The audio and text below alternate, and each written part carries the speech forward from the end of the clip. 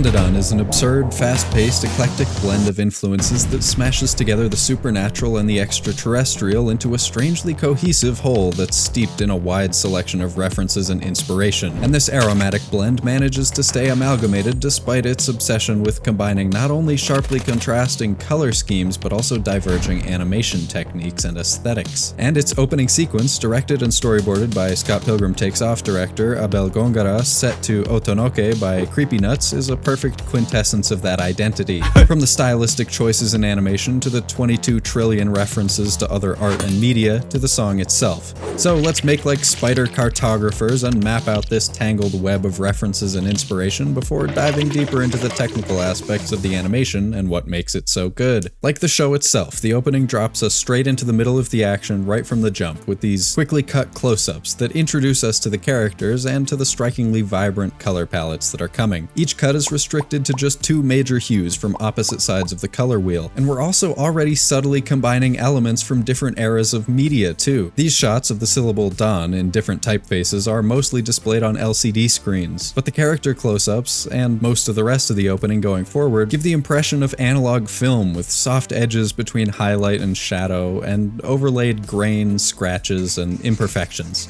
Sci-fi morphs seamlessly into horror with Turbo Granny's eye here, which, as always, is rendered in a loose, scratchy, organic style that almost feels like the orange glow is physically shining from behind the artwork, and tinging these thin edges towards red like they're slightly translucent. Then, red to blue were with the Serpoians, and a third completely different art style. The bold geometric silhouettes clearly harken back to 60s pop art and cutout animation. Most obviously, one of the two major inspirations for the manga, Ultraman, and its opening sequence from 1967, from which parts of the Serpoian design are also borrowed. You know what, while we're on the topic of the two major inspirations for the manga, and I swear this will loop back around, mark my words, are you taking notes? Did you even bring your notebook? I gotta at least acknowledge this absolute bangsman of a track by my boys Creepy Nuts.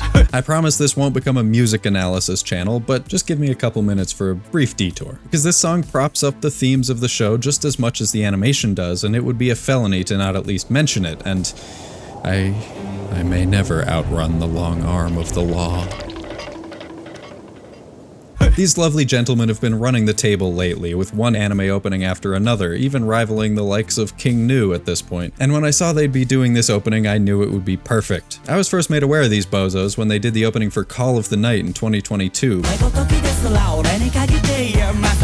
But I don't think they ever have or ever will land another gig for which their band name fits more perfectly than this one. If you were to ask me to sum up Dandadan in just two words, I think those words would be creepy and nuts, in two different senses of the word nuts even. With that in mind, I fully expect Creepy Nuts to show up in the show at some point, like they did in Call of the Night. I don't know how many people watch that show, but they're just in it. They just show up. So if that doesn't happen again, Science Saru will be hearing from my massive legal team. I couldn't think of a better way to represent the general vibe of this show than to take the semi-nonsensical, semi-onomatopoeic title Dandadan and turn it into these syncopated percussive vocal triplets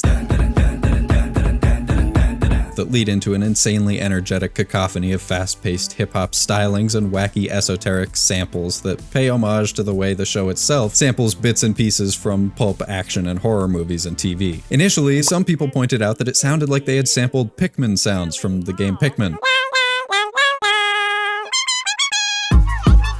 But more recently, Reddit user Dankity Dan picked up on this faint line that's audible in the full version of the song, and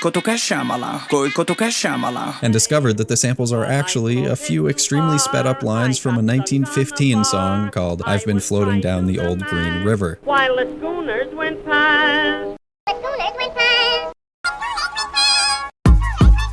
Even the lyrics are swarming with references. The two major inspirations for the manga are obviously Ultraman, like I mentioned before, and the campy horror crossover of The Ring and The Grudge, Sadako vs. Kayako, whose blend of horror and comedy influenced mangaka Yukinobu Tatsu to create the series in the first place. They also referenced it in Chainsaw Man, by the way. Now, do you think Creepy and Nuts here referenced it in their lyrics too? I'll give you 0.3 seconds to type your answer in the comments down below. Time's up. Yes, they did. Oh wait, sorry, I got them switched around. This one's Nuts, that one's Creepy. If you want to learn more about the show's cinematic influences, by the way, I go way more in depth on them in this video, which you should watch after this one if you haven't seen it already. Or if you have. They also reference the Texas Chainsaw Massacre, One Piece and other Shonen Jump hits, M. Night Shyamalan. Do you hear that gorgeous crispy crunch? Okay. Their own song from Mashal. And most importantly, 2 different Japanese creepypastas from 2chan, Otsukare-sama deshita and Yamanoke. In Yamanoke, a man's daughter is possessed by a mysterious creature deep in the mountains, and she starts muttering, "I'm inside, I'm inside, I'm inside," or "Haireta, haireta." And what does the author describe this mysterious creature as looking like? None other than this jabroni from Ultraman.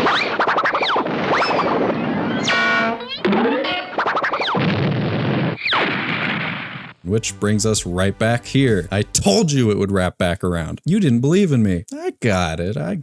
The texture and rough outlines make these guys look like they're made from stencils. And I especially appreciate the little imperfections in the credit text, as if they've been cut from paper by hand too, and even the subtle camera shake that makes it feel like this is being filmed on a big chunky camera from the 60s. The animators give the impression of motion with very few frames to keep the feeling of old school cutout animation, like in this cut where the Flatwoods monster anticipates for 5 frames before snapping straight into this final position. And I love the use of texture to separate the different pieces of the monster. Gongora clearly loves a nice powerful black silhouette with rough textured edges, as you can tell from this cut that he did for Ping Pong the Animation, as well as this suspiciously similar one from the Devilman Crybaby opening, which he also directed. What I assume this commenter is pointing out on my previous video is that this cut looks very similar to this artwork from Czechoslovakian artist Václav Mergel's 1976 short film, The Crabs. Maybe there's some inspiration there too in the textured oranged background, and it's certainly the same mixing bowl of 60s and 70s pop art and cutout animation. By the way, that short is right here on YouTube. I'll link it along with my other sources in the description. Check it out if you want, I recommend it. But I think it's more likely that the direct inspiration is this shot from the Ultraman TV opening again, which came out 9 years earlier. Just like this next cut, in which Momo's earring, colored in this teal that represents her psychic powers in the show, is positioned conveniently over her face in a direct reference to Ultraman's eye in this shot. Turbo Granny's chaotic scribbles return in this transformation, and this beautifully abstract painted cut by key animator Sho Oi, whose name you might recognize if you've seen my Dungeon Meshi series for stuff like this crazy image from the Red Dragon fight. What strikes me about this cut though is that there's basically no consistency from one frame to the next in any part of the screen really, but your eye is still able to follow it because of the glowing red eyes that give you an anchor point to focus on. Also, if you compare the original keyframes to the final product, you can see just how much gets done in corrections, effects, and compositing after the key animator is finished. They've changed the base color of her face, and someone's even come in and painted a whole new layer of this turquoise on top to add some color contrast.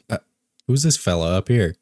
These cuts provide a brief respite from the frantic energy of the rest of the sequence and ground the folklore elements in locations that feel very real. They may look at first glance like fully 3D rendered environments, but they're actually made entirely of painted 2D elements layered and composited into 3D space. In this cut by key animator Kyohei Ebata, Momo imitates Rihanna while Okarun and Gigi do the Carlton from Fresh Prince in the background. And if you compare the rough Genga to the corrected version from animation director, I'm not sure how you would say that, you can see that there are some really extreme corrections here that bring the dances closer to their original versions, to the point that you could almost say this cut is really more hers than it is Ebata's. Momo's dance becomes less of an arm type deal and more of a hip and shoulder type deal, and Gigi and Okarun are stepping from side to side now, which they weren't originally. You ever seen toenail cuticles in an anime opening before? Well, this one's got 'em. These few cuts bring back Turbo Granny's rough organic influence as Okarun starts running and transforms into Granny form and does the Devilman run. And while we're at it, a brief correction for my previous video. In that one I said in this cut from an animator for whom this seems to be their first key animation credit, Kenta Ishimori, while this does seem to be the first time he's been credited by that name, I did find evidence that he's also done some work on Scott Pilgrim Takes Off, and some really impressive, if very disturbing, individual work under the name Saitoa. This will be in the description too. And possibly also Ryuto Yamagata? I don't know, this goofball's got like 3 names for some reason. Anyway, he also seems to have done this series of cuts. It's so gestural and impressionistic, it's like he's running so fast that his body is disintegrating right in front of us, right up to the point of the actual transformation. More like Oka run, am I right? Am I right? His feet bend in impossible ways and even get smeared to the point of fully disconnecting from his legs in frames like this one. Or this one where his toes curl upward to show just how much force he was pressing into the ground with. And that that actually might just be gangrene. I'm not sure. I love the intense foreshortening and doubling going on in this cut. It's easy to miss at full speed, but as Okarun runs, his glasses can barely stay on his face, and the lenses leave after images trailing behind them as they bounce around. His toes even get some after images in this frame, and again, I love how much it looks like he's really pressing into the ground with those exaggerated curves. Okay, that's enough talking about toes. The cleaner character animation style begins to blend together with the stylized cutout approach with these intercut shots. This one by key animator Shun Miyakawa of the characters getting abducted, and this simplified flying saucer tractor beaming the silhouette of a cow. The three art styles and two opposing colors all come together in this climactic cut as this slick, detailed illustration of what appears to be the outside of that spaceship they just got presumably abducted into goes from clean, detailed blue to bold, chaotic red in an instant as Okarun smashes through it, and is interspersed with these three demonic frames that sort of find a middle ground between the bold, textured silhouettes and those loose, scratchy, turbo-granny scribbles. Oh, and this is also yet another Ultraman reference. And we settle into the conclusion, the real heart of the story, the relationship between the two protagonists, despite coming from opposite occult worlds and opposite sides of the physical screen in this cut. Okay, like the video if you want, subscribe if you want more, go watch this one that's about to pop up on the screen, and thanks so much to my amazing supporters on Patreon, whose bodies could easily withstand the vacuum of space for over 30 minutes. Katie L, Siege Weasel, Retro Hime, Serial Isle, Leia Pico, Newtaf, Patrick Davison, Arborix, Lisette MT, Jun, Dr. Yola McSwag, Grav G, Squidgoo, Joe, Fuggle Nugget, and Annie, as well as all the other names you're seeing on the screen right now. And thank you so much for watching. I'll see you next time.